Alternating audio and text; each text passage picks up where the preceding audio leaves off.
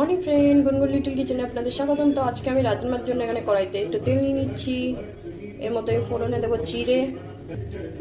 তেলটা গরম হয়ে গেছে, এবার আমি জিরে দিয়ে দিলাম। এগুলো আমি এবার পেস্ট করব।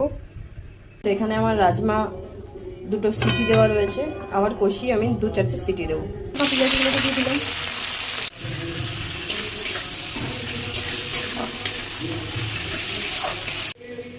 করে রাখে পেস্ট এবার আমি দিয়ে দিলাম।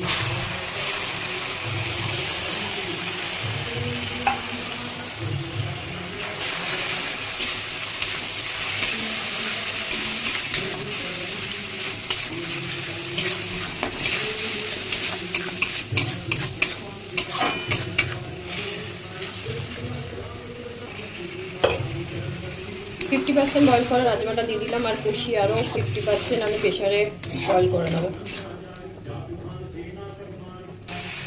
দিচ্ছি গরম মশলা, এবার আমি জল অ্যাড করে দিচ্ছি।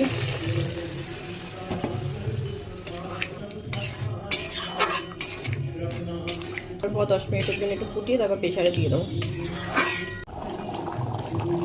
প্রেশারে দিয়েছি, এবার 10 মিনিট হয়ে গেছে, ফুটেও এসছে। এবার আমি ঢাকনাটা বন্ধ করে দেবো প্রেশারে। তো আমার এখানে মাংসের মতন হয়ে গেছে, রাজমাটা রেডি। ওয়াও,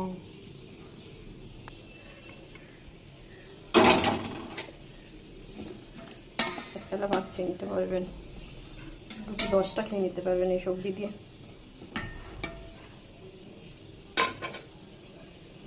চলো নেক্সট দেখা।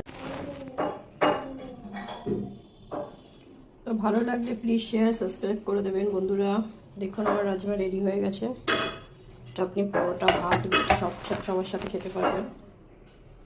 আমার রাজমা রেডি হয়ে গেছে, ভাত, রুটি সব সাথেই খেতে পারবেন। যদি ভালো লেগে থাকে প্লিজ শেয়ার সাবস্ক্রাইব কমেন্ট করবেন। পুরো মাংসের মতন একতলা ভাত বা রুটি 10টা খেয়ে নিতে পারবেন, এত সুন্দর এটা রেসিপিটা। আমার তো খুব দারুণ লাগে। এবার তোমাদের কেমন লাগে আমাকে কমেন্ট করে জানিও। Tata, bye bye.